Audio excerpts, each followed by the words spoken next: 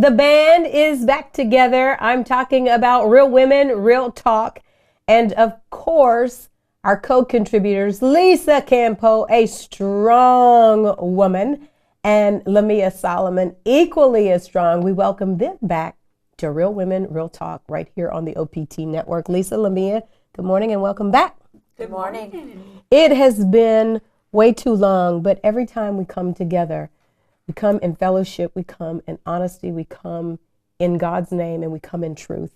And this morning we're talking about the new season that so many women and so many people are embarking upon and really finding where we are in that new season. And I kicked off the conversation just saying that I believe that God is doing a work in me personally about really understanding authenticity. You know how your mouth can make you say the right things, but then you have to really check your heart and make sure that your heart is in the right space.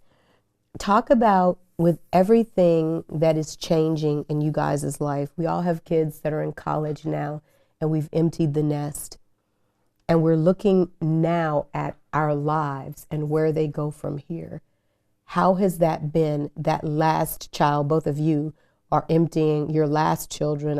We only have one. Well, now technically, two more. But how has the emptying been for you personally? It's not been an easy transition for me. I think I'm a mother hen by nature. It's very fulfilling for me to have something to take care of and to nurture, and it's almost put me in a position of who am I without them. Mm-hmm. So it's put Craig and I in a place of refining and learning each other again. The puppies have become even more important to me because they are my little unconditional love nuggets that just wait, for me to come home every day. And my kids are doing great. They're, venturing off into the world and finding their way with, mm-hmm. The hiccups that the world But throws. So when you look at that, okay, you've gotten them out. And it's you and Craig. Where are you guys in the relationship after there's nobody else to take care of, no chaos, no carpooling, no demands here and there? Where do you find that you all are? We had to find each other again because, again, you spend 18 plus years distracted by the little people. And so that's what your day becomes filled with. Mm-hmm. We have started date night or little surprises, things. He's got something planned for December 1st. I've just been told to pack a bag and be ready to go that morning. That's all I've been told. Uh-huh. Let's go to the movie. It's sandwich night, or we're going to eat breakfast for dinner. Or my kids will tell you that we've become enraged or obsessed with watching all of the television shows, the Netflixing. We're what do you call that? Vegging. Uh-huh. Watching all of the series, as we've discovered that we both love medieval and Victorian shows. So it's kind of a chapter of refining ourselves mm-hmm. as individuals and as a couple, and really me trying to find myself, because Craig is thrilled. Craig's like, woohoo! I have my home back, my wife back. I don't have to share either one with the kids, and I'm kind of like, I still miss the babies. Mm-hmm. And for you, Lamia, you have two, and your last was Camellia, and you were emptying her out of the nest, and then you were going through some challenges before that, some, relational challenges, but now you're sort of on your own and finding what about who and where you want to be after the last one is gone. I know, and it's been different. Mm-hmm. Because I was so used to Camellia being there and kind of becoming her friend mm-hmm. now, because before 18, you're strictly mom. Mm-hmm. After 18... Did you find that too? You're shaking your head, really? Yeah. See, I don't have a daughter. Uh-huh. Once they're out, even my son, once he got out, now when he comes home, we're like happy to see him. It's different. Yeah, it's different. It's completely different. Uh-huh. And with my son, he's 26, so my house was not empty. But now with my daughter and she leaving on, so now it's kind of a friendship. Like I was really surprised. She called me and, wanted to discuss boys and men, young men. And I was just kind of like, oh yeah, you are 18, aren't you? You're 19 now and you're going through this, in which it was different. So I had to make some adjustments to say she's a young woman. I know. And we gotta have these conversations. I know, that's hard. And so were either of your kids, and I know a lot of moms, and I know we were going through this with young Deuce Christmas. He's still technically at home. He's working really, really strong with us and has decided to take a year off of college, but really going through them finding themselves and finding that they're at that crossroads from high school to really turning into adults. Did you guys kind of go through that? Yeah. Because I mean, we did, and I'm going to tell you, for me as a mom, it was really gut wrenching. There's some. I'm laughing at the different scenarios that is flashing through my mind, because it has been countless weeping days for me, that I'm just to a point. I think I cried. I got weepy last night for the first time in weeks, and I realized, oh, this is the first time I've cried in a couple of weeks, when it was daily for me. Right after my son went off to college, it was just, noises in the house, a smell or something, and it just made me think of him, and you miss them. But then they come home and they're like, oh my gosh, do y'all know how much toilet paper costs? And you just laugh out loud as they kind of start to get those skint knees on adulting. Now, I mean, we're still the one that's putting the money in the account, but it's comical, because the things that they took for granted when they were living under our wings, he now knows that toilet paper just doesn't magically appear above the toilet in the cabinet. Oh, and it costs something too. Right. The things they take for granted. But like, what about their deeper personalities in terms of drinking and drugging and all of those things? Did y'all kind of go through that? I gotta say, with my daughter, she's stronger than me. I mean, when I was younger, I was doing all of that. I was the wild one. My daughter, she's like, Mom, we're having a party. And when I went to the party, because I went with her, they were having a birthday party for her, and there was no alcohol.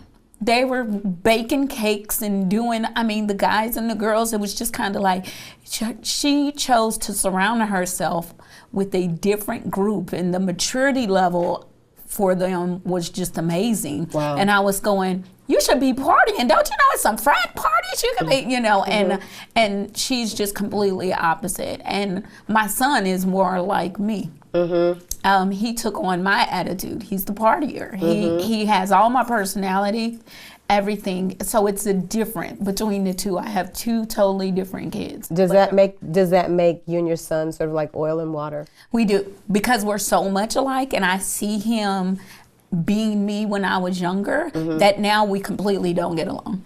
Wow. We don't, and it's crazy because I love him to death. My son is amazing. He's very smart. It's just we don't get along because we're so much alike. What about for you, Lisa, the drinking and the drugging? Because weed, kids in this generation don't look at weed as a drug.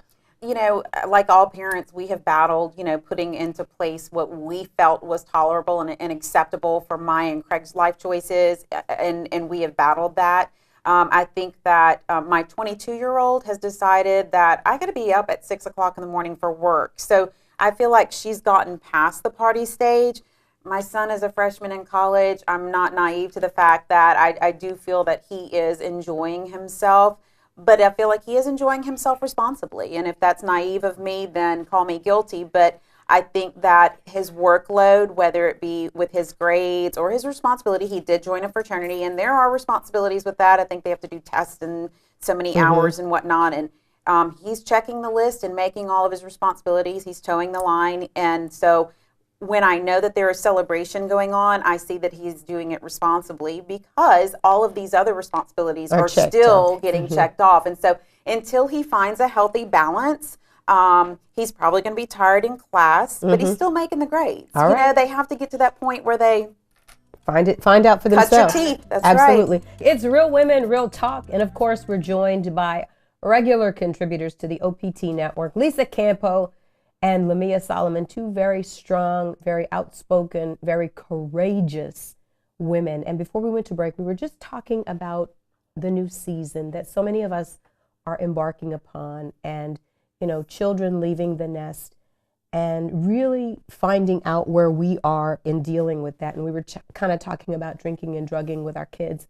And I think if you're not going through that with your children, you might be the exception and not the rule. Gladly the exception, but we're all dealing with it on some level. And what we have found, DC and I have found with Young Deuce Christmas, is that we can't impose, and a very wise psychologist has said we should not want to impose our will on our children. We have to let them find their way. And nothing keeps us on our knees more than our children. And so when you look at the sum total of y'all's kids are literally out of the nest and really a few hours away from home, how do you keep your sanity and your prayer life just saying, God, I trust you? That, we see the shootings that happen with kids just doing what young people do. And so how do you maintain a prayer life and feel that peace with your kids being so far? I will say that this journey with my last one, when Cecily left, it took a lot of prayer time, but I was distracted with Chase, my second child, blissfully distracted. With my son leaving, even before he left, in the 2 years before he left, with the just having a 16-year-old boy in our home, and I'll leave it at that, because if you have one, you know exactly what I'm referring to.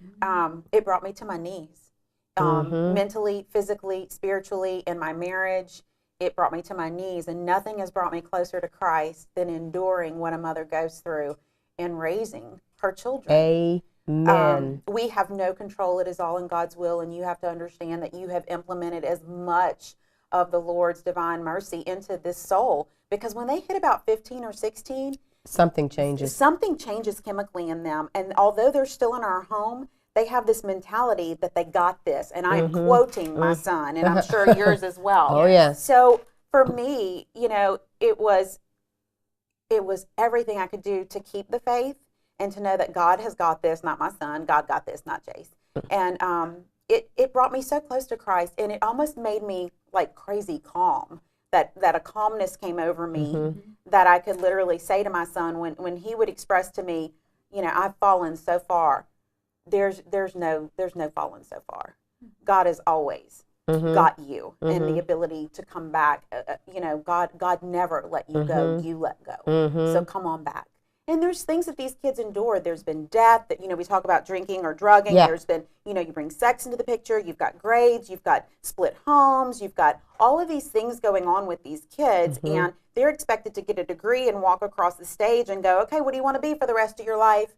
There's a lot of pressure in this chapter, and nothing has brought me closer to Christ than my journey as a mother. Absolutely. And for us, seeing one of several of Deuce's classmates lying dead in a casket has brought me on my knees, not only for my family, but for all families that are going through, because here's what we know about drugs and about this culture is that one bad hit, and this is what we are saying to ours, one bad hit, one itsy bitsy misstep of somebody who didn't make it through the 6th grade, that's being a chemist, that is mixing a drug that they're selling to you, that could take your life. Just like that. And it's sad, but right now, things are different from when we were growing up. When we were growing up, when younger, okay, yeah, you had weed and it was being grown right there. And that's the natural of it. And that's what they legalized. But now you have this synthetic weed. That's right. That is taking over our children, and it has them literally crazy. I mean, to the point that one hit will have them lying in the middle of the street. That's right. Or running down the street completely naked, not out of their mind, right. And they're getting killed left and right, because it's the cool thing to do. Right. And right now, I mean, I've seen it It's personally affected my family. Mine too. To deal with it and try to understand and say, okay, you're selling this at a grocery store, at a gas station, and it's open to our kids. It's killing them quicker than cigarettes. Yeah, absolutely. And I haven't been able to really grasp how to stop it because it is a choice that they're making. I can't stop my child from going to the store to purchase it because it's at every store. Right. You know, so the only thing I can do is pray. Absolutely. And I think it goes back to your point, Lisa. Our kids keep us on our knees. Yes. And so while we're on our knees for our kids, we still have lives to live. We still, I mean, we're all at a point now where you kind of raise your kids up. Well, now we're fostering a 2 and a 3-year-old, so we're still sort of raising kids. But then you start moving into, what do I really want to do with the rest of my life? And the things that I kind of put on the back burner because we were trying to raise our kids. Where are you at, Lisa, in that process? Because I know your career, we talked about, you know, all of the accolades that you're having in your business, and Lamia, you're growing, and all of the things that you're doing. Where are you at now on that journey? You know, I look at 2018 as the year that I was highly distracted. Wow. I had a senior in high school, which is also a freshman in college, with deadlines and regulations and fees to be paid in both areas. So I was constantly like this with money and my attention, trying to manage the Chase topic. I have another child, so, you know, she deserves some attention at some time. I also have a spouse, so he deserves some attention at some time. I also run a full-time business, and I have a home that I still cook and clean at. But before all of these things were stacked like this at the number one spot, I'm supposed to have a relationship with Christ. Right. Which I realized in 2018 had become secondary to everything else. All of these things I just named, you know, the puppies, the kids, the laundry, the Craig, everything had become number one. Right. And Christ was when it was convenient. And so everything got flipped upside down, and Christ had to become number one in order for me to just manage the responsibility mentally, physically, financially. Everything else had to become secondary in order for me to manage it. I needed that much Christ. And it's like I told Craig's very flatline. I'm like a ping pong ball all over the place. Shocker, right? It's like I told, and you can probably relate to this in your relationships, whether it be with your spouse or your children. People are in different places in their faith, and that's okay.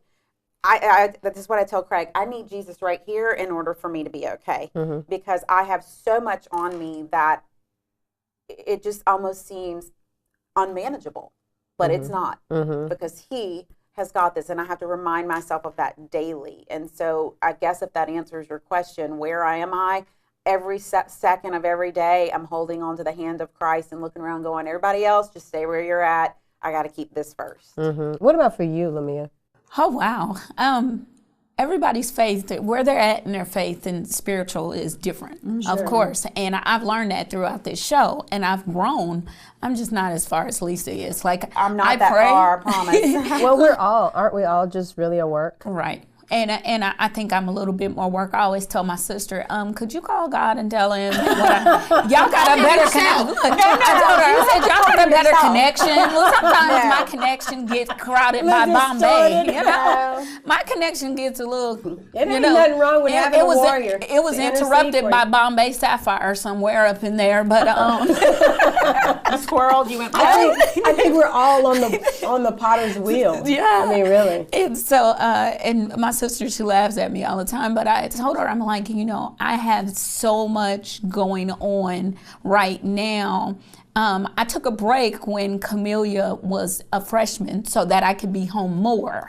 And now that she's out the house, I'm all over the place. I'm never at home. I'm traveling a lot with, you know, managing my little brother and different things like that. So it's been different. I've made distractions. To be out because I don't want to be at home by myself. I haven't come to the conclusion that by myself I need to be mentally. Be still is what the word says. You're not being still long enough. It's real women, real talk. The only way that we know how to do it, OPT style, with Lisa Campo and Lamia Solomon. And anytime we come together, I don't care how long it's been, We come together in fellowship and love, and most importantly, honesty. And for so many mothers, what I am finding is that we get disappointed when our kids don't do and become what we had created in our minds and in our hearts. And so many kids, it seems like the arrow has been aimed and it's wobbling. And so how are you dealing with maybe your children becoming who they want as opposed to what you wanted, what you thought? How are you dealing with that, Lemia? Or because I know you're dealing with that with Quinn for sure. Yes, you know, and this is the thing. I had his life all mapped out. Don't we all? What? I'm telling you. Really? I don't know what It you're was talking all about. mapped out. You know, I just knew, like, hey, my son is a great dancer. He's very smart. I just know he's gonna go to college and or military. I just knew this is what his plan was. And you know, God said, you want to make God laugh, tell him what you got planned. And that's what I had planned, and I'm serious. He's laughing right now. How do you deal with the disappointment, though, that you felt personally? I cried, and it's surprising 'cause my son says I'm not emotional, but I'm like, yeah, no, I cry for you. I cry for you daily. And the only thing I had to realize is that he's grown and God has him. And that was the hardest part, just saying, you know what, I gotta let go and let God handle him because I can't. And that was the problem. I kept trying to handle him. I kept thinking that if I discipline him more, or if I argue at him more, or, you know, even if I give in to him a lot, that's going to make him become what I wanted him to be. Right. But I wasn't really looking at what he wanted to be.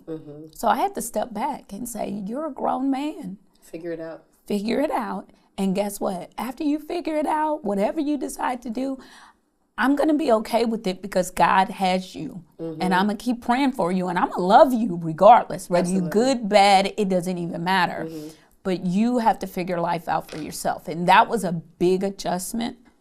And it was a hurtful adjustment because during that time you go through that whole mom, I hate you stage. And that's hurtful because you have a child that you've taken care of their whole entire life.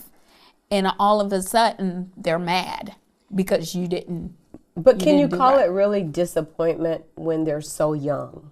I mean, is it fair to call it disappointment? No, I don't think I'm disappointed. I think I'm hurt. Heartbroken. I'm heartbroken. Wow. Not disappointed. He Well, can that's never even just bigger. disappoint me. I'm heartbroken because I knew this was going to be him. And the thing is, I still believe it. Right. I believe it because God said if I speak it, That's right. I can have what I say. I can have what I say. So I'm declaring Yes. that he is going to be more than I have ever imagined him love to it. be. I love So it. It's just late blooming. he's just late blooming. And you know what? 26 is not really late blooming. No. Not for a boy either. No. And so for what about you, Felisa, for all of your hopes and aspirations and, you know, because we call forth some things when they're born. I can't complain really in regards to either of my children. I can't say enough in regards to where my daughter has reached at only 22. Now, you know, I laugh when you first started asking this question a few moments ago.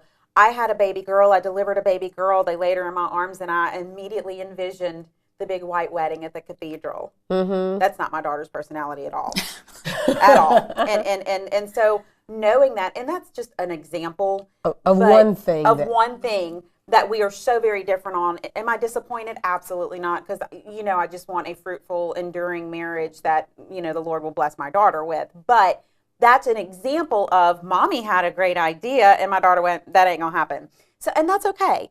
With my son, I don't think disappointment is the right word. I think heartbroken is the word. And whether it be from about 2 years before he left down to about 24 hours before he left, it was very hard on our relationship because he was hating on me. And he just could not get away from me fast enough.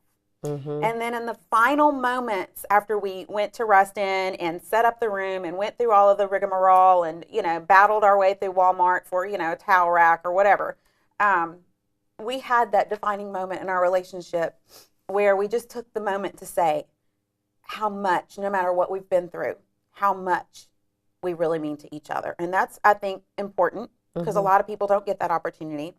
And then I left him there. What was your feeling after so much sort of sparring? Because, we had that with Young Juice Christmas as well. It was like, he's just now finding his voice where he wouldn't really open up and communicate. It was just like, okay, whatever. The first night that I came home, I felt like I was free falling the whole night. Like I was inside of this big empty house, and I literally felt like I had anxiety attack that first night back in my house without both of my kids. Cecily had been gone, but it was just like the realization of they're gone. Because now when they come home, it's never going to be the same. Chase has gone through, the first couple of months at school. He did get sick, like I figured he would, with bronchitis because he struggles with that. And he's had challenges, a flat tire, all the different things that, get thrown into the path of when you're trying to get something done. And he has realized how much of a role I played in juggling and keeping balls from hitting the ground. He has realized just how much back play mom had in the game and making sure. So he's understanding and appreciating who I mother think really so. is. I really do. And he comes home and it's the hugs that you get versus the hug he had to give. And it's those moments that they're more quality moments versus quantity because we're living in different places now. But we're definitely in a much better place than we have been in the last 2 years. I think he hit his stride well for a boy his age, a young man his age. And Craig and I do a lot for our kids. And so for him to recognize, my mom and dad have got my back, he's very blessed. And both of our children have been, given a very blessed life. And for them to realize it, but they got to go out on their own and realize it. They've got to go do stupid crap in order to come back and say, my mom and dad really had me. And I think that's for every parent. And this morning we're just talking about the new season. Many of us, are emptying sort of, kids are moving and growing in their own way. And then there are families that are getting prepared. But here's the thing I think we have to be the most real about is putting the shame down of the mistakes that our kids have and will make, and to say they are human and not to forget that we made those same mistakes. Because I know when I was at those ages that we talked about, if my mother said up, I said down. And our kids are no different. In fact, this culture is far more progressive. And so how do we get past the shame of, and I'll give you an example. We've got some friends that are going through probably one of the toughest things that any family could go through. They're going through opioid crisis with a couple of their children. These are upper middle class families. We know that it doesn't discriminate. It doesn't care how much money you have. It doesn't care what color you are. It doesn't care what neighborhood you live in. It doesn't care how much. It doesn't care. And they're dealing with such intense hurt, heartbrokenness, disappointment, shame, anxiety, all of the above. How do we open ourselves up to meet other women? And it's dads too, but I think as moms, we really take umbrage to our kids, having those sort of challenges. How do we help those families say, you know what, it could happen to any of us, and it is happening to any of us? Well, before we answer that, let me take a quick break here. We'll come back and we'll talk about some of our fears and some of our concerns and how we overcome. It's Real Women, Real Talk, OPT style, and the only way we know how to do it, and that is just by keeping it real. And before we went to break, we were talking about our fears, and we know God is not the author of fear, but if we're honest, we just have to call it what it is, where either your kids are on opioid or my kids are on opioid, or our friends' kids are on opioids, but nevertheless, we take that, I take that internally, because it may not be my kid today, but tomorrow it could be. And I was talking about some very dear friends that we have that are struggling with 2 of their children that are actually shooting heroin.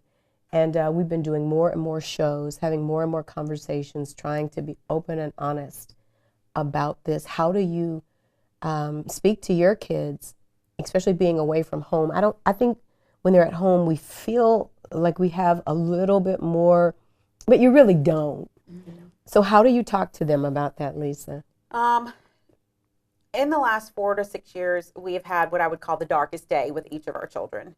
And details become irrelevant, the topic, no matter what it will be. Something's going to happen with your child where they're going to feel like there's no way up. I've hit bottom and there's no way up. God could never forgive me. Mm-hmm. And it's that moment that I took each of my children in my arms and made them say, tell me what your name is and what you can do. And they kind of looked at me angry and confused. And I told them, your name is Chase Campo. Mm-hmm. And what can you do? And he was like, I still don't understand what you're trying to say, crazy woman, and just angry with me. And I told him again, your name is Chase Campo, and you can do all things through Christ. Tell me who you are and what you can do. I did that same thing. I did it with both my kids. Now, the first 3 to 5 minutes, it was like fighting a wet cat. Uh-huh. They wanted their get off of me, you're crazy. And then after they said it the first time, barely under their breath even. Mm-hmm. Every time you said it, you got a little stronger. And it was like peeling back the layers of just sheer evil of whatever detail you're fighting with your kid, because everyone's got a different battle. That's right. And I have preached that to my children since that day. And every now and then I'll shoot them a text reminding them of where their strength is, and it's in Christ. And that works for my family. But reminding our children of what society won't. It's never too deep. It's never too far. It's never unforgivable. Christ is waiting for you. And like I said earlier, this works for me. I have to have Christ right here because I have severe ADD. And I need him that close in order to endure the lifestyle of adult children. Mm-hmm. I don't have control. Christ does. And absolutely. And Lisa, Lamia, for you, what are you saying? Oh, wow. Because you're facing it personally too. Yes, I'm definitely doing that, and not every personally day. You, but in your family. In my family, and it's hard for me to have more of that discussion. It is hard. Of spiritual. Well, no, I have the spiritual discussion with my family members, but it's more for me to have the discussion to say, let's talk about these drugs. Let's talk about, because when they're an addict, mm-hmm. it's harder to have the conversation because they're not seeing what you see. They're not saying. And because it's hard to talk to a crazy person. It is. It's hard. And try to make them sane. Mm-hmm. And I say that even about myself. I feel like my PTSD just kicked in. Mm-hmm. I'm not listening, mm-hmm. Right. And it's the same way when you're talking to someone that's on opioids. Mm-hmm. Like, how can you reason? Mm-hmm. You can't. Mm-hmm. You can only pray. That's the truth. There's no reasoning. Mm-hmm. You can't put your will on them because that's not what they want at that time. Mm-hmm. They have to come to a conclusion. And I say myself as well, when I was younger and I was smoking weed and doing all the things I wasn't supposed to do, my parents tried. Mm-hmm. Don't do this, don't do that. This is going to get you this. They would give me all the different scenarios. They tried. It wasn't until I made a choice for myself. I don't care what kind of rehab you put someone in. I don't care what you do. They have to make a choice for themselves that they're going to stop. Mm-hmm. Now, when the choice will be, you just endure until they make that choice. But the more we push and the more we try to tell them and tell them and tell them, we're pushing them farther and farther apart because they're going to be rebellious. Absolutely. And I said this to my friend, just praying and lifting her and her family. And I said, you've preached, you've taught, you've cursed them out. I mean, you know what I'm saying? Prayed. You prayed. You know what I'm saying? everything you can do. Yeah. And so now, you know, we just have to really surrender. And as women, and I know as a person who is, you know, the ultimate fixer, we want to fix them. And until we realize that only God can fix them, and Lisa, I'm right where you were. Every single morning that I got the opportunity to drive Young Deuce Christmas to school, we would put the armor on, we would plead the blood of Jesus, and I would say to him, you can do what?